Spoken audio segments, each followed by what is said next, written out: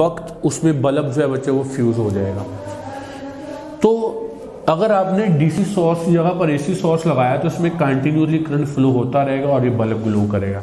तो पहला important MCQs क्या मिला आपको कि बच्चे जो कैपेसिटर होता है उसमें डायरेक्ट करंट फ्लो नहीं कर सकता, कैपेसिटर में से जो एसी करंट है बच्चे वो फ्लो कर सकता है। ठीक है, इंपॉर्टेंट एमसीक्यूज। अब होगा क्या, कैसे फ्लो कर सकता है बच्चे, ये अभी आपने इसकी अल्टरनेटिंग सर्किट का बच्चों आपने पढ़ा और देखो ये होता है ना बच्चों, हाफ में पॉजिटिव और हाफ में नेगेटिव। देखो जब हाफ में पॉजिटिव है बच्चों, ये पॉजिटिव है नेगेटिव, तो उसमें क्या होगा, ये बच्चों यहाँ पर चार्ज होगा यहाँ से यहाँ तक, और यहाँ से यहाँ तक ये डिस्चार्ज हुआ। नेक्स्ट हाफ साइकिल में ये पॉजिटिव हो जाएगा, ये नेगेटिव, फिर बच्चों अगेन ये चार्ज और नेक्स्ट हाफ साइकिल में डिस्चार्ज। तो इस तरह से बच्चों ये चार्जिंग और डिस्चार्जिंग होती रहती है और एसी जो करंट है वो कैपेसिटर में से गुजरता रहता है। अब आप बच्चों ये समझो इसको, ये देखो जरा, शुरू में जब आपने इसको अपना करंट एसी सोर्स प्रोवाइड किया, उसने बच्चों करंट फ्लो करना शुरू किया, तो करंट की बच्चों इक्वेशन क्या बनी, I इज इक्वल टू आई अपना आई नॉट इंटू साइन थीटा। बच्चों ये इक्वेशन बन गई करंट की। अब देखिए शुरू में बच्चों क्या हुआ, जब ये करंट यहां से इधर फ्लो करेगा, क्या इसके ऊपर ये बच्चे पॉजिटिव है ये नेगेटिव है। देखो जब ये पॉजिटिव था, क्या कैपेसिटर प्लेट के ऊपर कोई चार्ज था, आंसर है नहीं। आपने बच्चे पढ़ा होगा ना Q प्रोपोर्शनेट टू V। ठीक है बच्चों, देखो शुरू में बच्चों इसके ऊपर कोई चार्ज नहीं है, तो कैपेसिटर की प्लेट के ऊपर कोई पोटेंशियल भी नहीं है। तो जब अपने पॉजिटिव टर्मिनल ये वाला हुआ, यहाँ से इलेक्ट्रॉन बच्चों निकलेंगे, इस तरफ अट्रैक्टेड होंगे, जाकर इस प्लेट पर डिपॉजिट होते चले जाएंगे, इस प्लेट पर पॉजिटिव, इस प्लेट पर नेगेटिव। जैसे जैसे इसमें चार्ज स्टोर होता गया, इसके अक्रॉस पोटेंशियल बच्चों बढ़ता चला जाएगा। ठीक हो गया। तो शुरू में हमने क्या देखा, जब करंट मैक्सिमम है तब इसका पोटेंशियल क्या था बच्चे, जीरो था। जब करंट मैक्सिमम है पोटेंशियल क्या बच्चे, जीरो था। तो इसी के लिए इसमें ग्राफ बच्चों जब हम बनाएंगे, देखो ये बच्चों करंट की ग्राफ बन गई।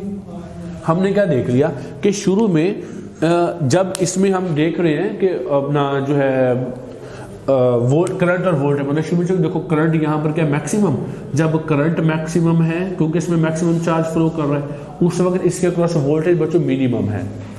ओके, जब करंट अपनी मैक्सिमम वैल्यू पे जाएगा तो बच्चे वोल्टेज क्या हो जाएगा, मिनिमम पे आ जाएगा। इसका मतलब क्या हो गया बच्चे, इसमें करंट और वोल्टेज क्या कर रहे हैं, इन फेज नहीं है। बच्चों देखो शुरू में जब करंट मैक्सिमम है तो वोल्टेज मिनिमम है, करंट मैक्सिमम वोल्टेज मिनिमम, जब वोल्टेज मिनिमम तो करंट मैक्सिमम हो गया।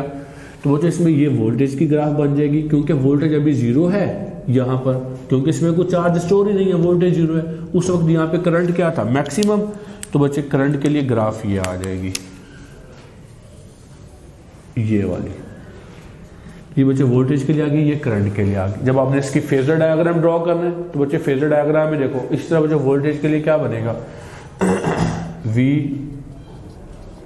वी नॉट इंटू बच्चे साइन थीटा। चार्ज इसके अंदर जो स्टोर हो रहा है, क्योंकि क्यों वी के प्रोपोर्शनेट है बेटे, इसको देखते हुए तो ये Q not into sine theta. बच्चों हम अगर इसके लिए बच्चों देखो वोल्टेज की ग्राफ बनाएंगे इंडिविजुअल, तो वोल्टेज की बच्चों ये बन जाएगी वी नॉट और ये वी नॉट नेगेटिव। चार्ज के लिए बच्चों बनाओगे तो चार्ज के लिए भी यही सेम बनेगी जो वोल्टेज की है। सही हो गया। लेकिन हमने बच्चों क्या देखना था, इस पे ये जो बच्चे हमारे पास सर्किट है ना, इसमें हमने चार्ज जो हमारे पास ये क्यूटी ग्राफ है ना, हमने इस क्यूटी ग्राफ से करंट निकालना है। हमने देखा बच्चों स्लोप निकाल के, वो कैसे निकाल के, स्लोप निकाल के। यहाँ पर हम देखेंगे बच्चों, यहाँ पे इसकी स्लोप क्या है, मैक्सिमम, तो करंट देखो मैक्सिमम आ गया। यहाँ पे इसकी स्लोप मिनिमम है, तो देखो जब वोल्टेज मैक्सिमम हुआ करंट मिनिमम आ गया। यहाँ पे इसकी स्लोप मैक्सिमम है, जब बच्चों V अगेन यहाँ पर जीरो हुआ करंट मैक्सिमम है, तो ये बच्चे दोनों में रिलेशन आ गया। अब आपने इसकी फेजर डायग्राम बच्चे ड्रॉ कर देनी है।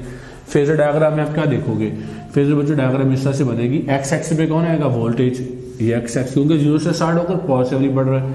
वाई एक्स में जो क्या आएगा, करंट आएगा, ये करंट आ गया और ये वोल्टेज आ गया। ये बच्चों कैपेसिटर के लिए आ गया। उसके बाद ये बच्चा जो ऑपोजिशन ऑफर करता है, ऑपोजिशन मतलब रेजिस्टेंस तो होती है ना बच्चे हर सर्किट की। अब ये जो चार्ज फ्लो के बच्चे ऑपोजिशन ऑफर करता है उसको बोला जाता है रिएक्टेंस। क्या बोलेंगे बच्चों, क्योंकि कैपेसिटर है तो उसकी रेजिस्टेंस को हम कैपेसिटिव रिएक्टेंस भी बोल सकते हैं। क्या बोल सकते हैं बच्चों, कैपेसिटिव रिएक्टेंस, इसकी रेजिस्टेंस को। कैपेसिटिव रिएक्टेंस मतलब जितनी ऑपोजिशन कर रहा है। इसको बच्चे एक्स, क्योंकि कैपेसिटर था, सी से डिनोट किया जाता है। और ये बच्चों किसके इक्वल होता है, ये इक्वल होता है V R M S divided बच्चों I R M S. X C को बच्चे 1/ओमेगा इंटू सी भी लिखा जाता है। इसका मतलब है कैपेसिटिव रिएक्टेंस कैपेसिटेंस के और बच्चों एंगुलर फ्रीक्वेंसी के वेलोसिटी के इनवर्सली प्रोपोर्शनेट होता है। ठीक हो गया बच्चों।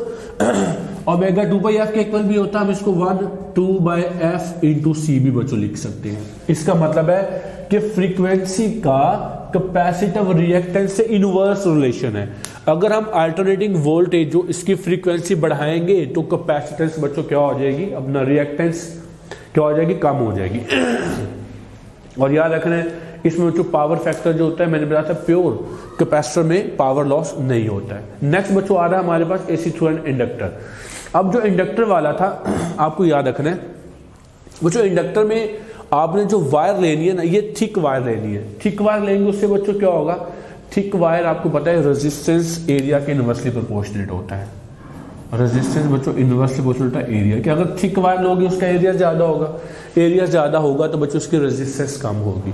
हमने कोशिश करनी है कि इंडक्टर में रेजिस्टेंस कम से कम रखी जाए, इसलिए बच्चों आपने क्या लेना है, एरिया ज्यादा लेना है उसका, और थिक वायर आपने यूज करनी है। और दूसरा, इंडक्टर आपने चैप्टर 15 में बच्चों पढ़ा हुआ है। इंडक्टर एक्चुअली क्या करता है, इसमें मैग्नेटिक एनर्जी की फॉर्म में मैग्नेटिक एनर्जी को स्टोर करता है एक्चुअल में ये। अच्छा, उसके बाद क्या होता है बच्चों, ये आपको बताया था, ये अपने अंदर होने वाले चेंज को बच्चे अपोज करता है। चेंज को क्या करता है, अपोज करता है।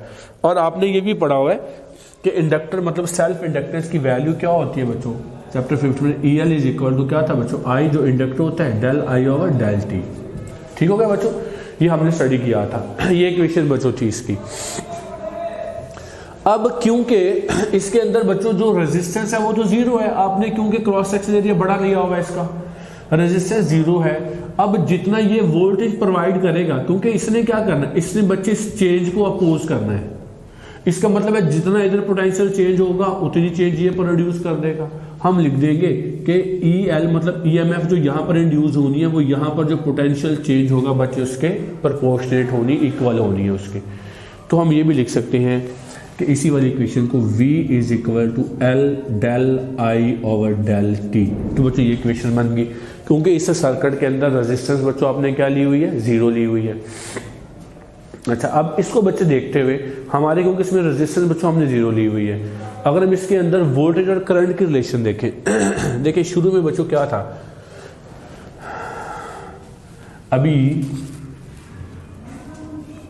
हम इसमें जो वोल्टेज और वोल्टेज का ग्राफ हमें पता बच्चों क्या होता है, साइनसॉइडल होता है। V that is equal to V naught into sine theta है। अब बच्चों यहाँ पर हम देखें तो जितना इसमें करंट ज्यादा आना है उसने ऑपोजिशन बच्चों उतनी ज्यादा करनी है। अब शुरू में क्या होगा बच्चे, शुरू में हमारे पास हम बोलेंगे इसमें जो करंट है हमारे पास वो बच्चों अभी देखो, क्योंकि रेजिस्टेंस इसमें क्या है बच्चे, जीरो है, resistance almost equal to zero है।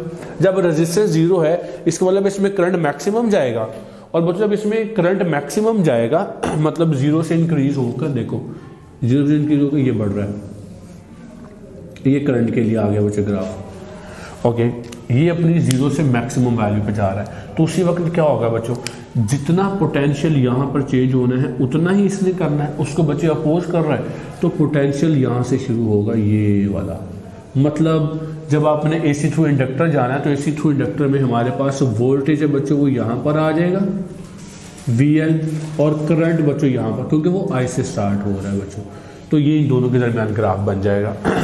और इसकी बच्चों जो ऑपोजिशन होगी बिल्कुल जैसे आपने पीछे वाले सर्किट में बच्चों स्टडी की है, इसकी ऑपोजिशन को हम बोलेंगे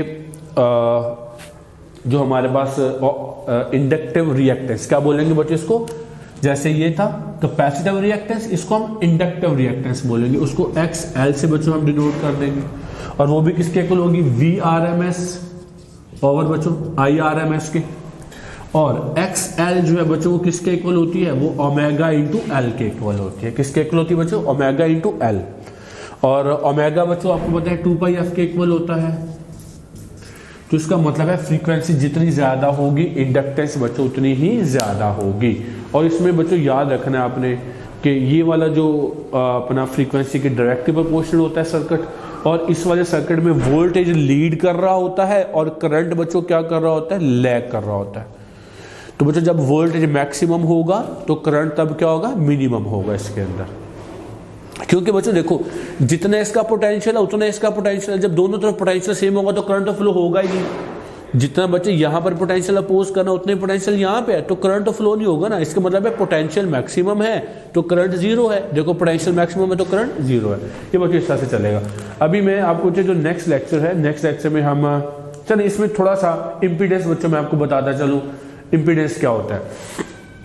इम्पीडेंस को बच्चों हमने AC थ्रू सीरीज एंड अपना पैरेलल सर्किट बच्चों वो हमने स्टडी करना है। देखो इम्पीडेंस क्या होता है बच्चों, इम्पीडेंस होता है रेजिस्टर ने अपनी ऑपोजिशन दी, कैपेसिटर ने अपनी ऑपोजिशन दी, इंडक्टर ने अपनी ऑपोजिशन दी। इन सारी ऑपोजिशन को जब हम एक नाम देना चाहेंगे, जैसे देखो पीपल्स पार्टी अपनी ऑपोजिशन देती है, नून लीग अपनी ऑपोजिशन करती है, वो जो JUIF वाले हैं वो अपनी करते हैं, तो सारे मिलके एक जलसा धरना दे रहे हैं ना, सारी ऑपोजिशन इकट्ठी हो गई। तो हमने भी इन सारी ऑपोजिशन को इकट्ठा करके उसको इंपीडेंस का नाम दे दिया बच्चों। सही हो गया। इसकी रेजिस्टेंस R, इसकी रेजिस्टेंस XC, उसकी ऑपोजिशन XL, सबको बच्चे हमने इंपीडेंस जिसे हम Z से बच्चों शो करते हैं। तो यही VRMS और बच्चों IRMS, मतलब सारी ऑपोजिशन। क्योंकि आगे बच्चों जो हमने स्टडी करना है, हमने एक सर्किट के अंदर तीनों कंपोनेंट्स को एक साथ स्टडी करना है। ठीक हो गया। तो उसकी जो ऑपोजिशन है उसको Z का नाम दिया हुआ है। और याद रखना है इसका जो रेसिप्रोकल होता है वो एडमिटेंस होता है, जो इंपीडेंस का रेसिप्रोकल होता है। और रेजिस्टेंस के यूनिट भी ओहम के हैं, ये भी ऑपोजिशन है। जिसे मैंने कैपेसिटिव रिएक्टेंस दिया इसका यूनिट भी ओहम है। यहाँ पर इंडक्टिव रिएक्टेंस है उसका यूनिट भी ओहम है। और जो इंपीडेंस है बच्चों इसका यूनिट भी ओहम ही आएगा।